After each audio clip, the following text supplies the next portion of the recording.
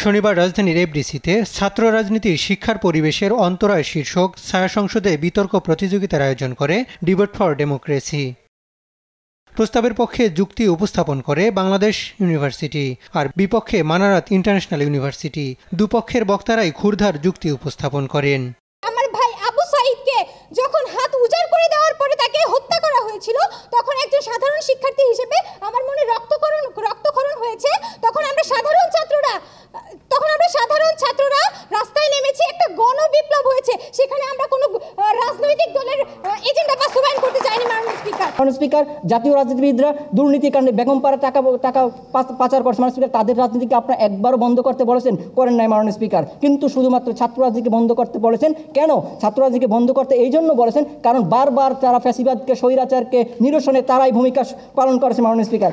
এই সময় বিশ্বজিৎ হত্যার উদাহরণ টেনে ক্যাম্পাসে দলীয় রাজনীতির নেতিবাচক দিক তুলে ধরেন অনুষ্ঠানের সভাপতি ও সঞ্চালক হাসান আহমেদ চৌধুরী।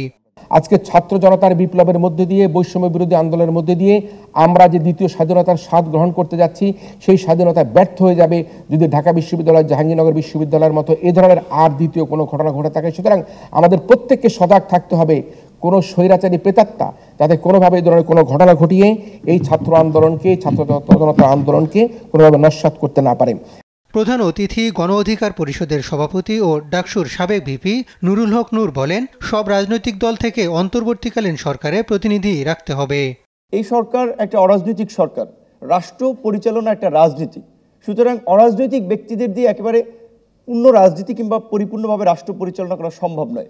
আমরা যেটা বলেছিলাম যে এই অরাজনৈতিক ব্যক্তিদের পাশাপাশি রাজনৈতিকভাবে বিভিন্ন দল থেকে কিছু প্রতিনিধি নিয়ে এটাকে একটা ইনক্লুসিভ গভর্নমেন্ট করা যায়, যেটাকে আপনারা জাতীয় ঐক্যমত্যের সরকার বলেন বা জাতীয় সরকার বলেন। কারণ হচ্ছে রাজনীতিবিদরা বা রাজনৈতিক দলগুলো এই সরকারের সবচেয়ে বড় সহযোগী পার্টনার হবে।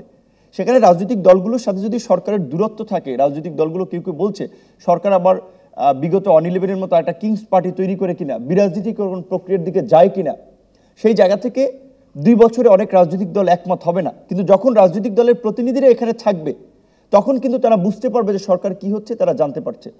রাষ্ট্র সংস্কারে কমপক্ষে 2 বছর সময় দেওয়া দরকার বলে মত প্রকাশ করেন নূর। বিগত সরকারের সময় বলেছিলাম যে 2 বছরের জন্য একটা জাতীয় ঐক্যমত্যের সরকার দরকার, যারা এই রাষ্ট্রের কাঠামোগত পরিবর্তন এনে রাষ্ট্রকে একটা মানবিক রাষ্ট্র হিসেবে গড়ে তুলবে। এখন যদি 1 বছর 6 মাসের মধ্যে একটা নির্বাচন হয়, আপনাদের কি মনে হয় বিদ্যমান ব্যবস্থার খুব বেশি পরিবর্তন হবে? এখন যারা সম্ভাব্য দল আছে ক্ষমতা আসার মতো, আমরা তো দেখেছি যে এই দলগুলো অতীতেও এই দলগুলোই ক্ষমতায় ছিল।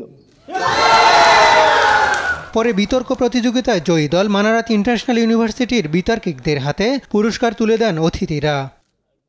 হাসান মাহমুদ, দেশ টিভি, ঢাকা।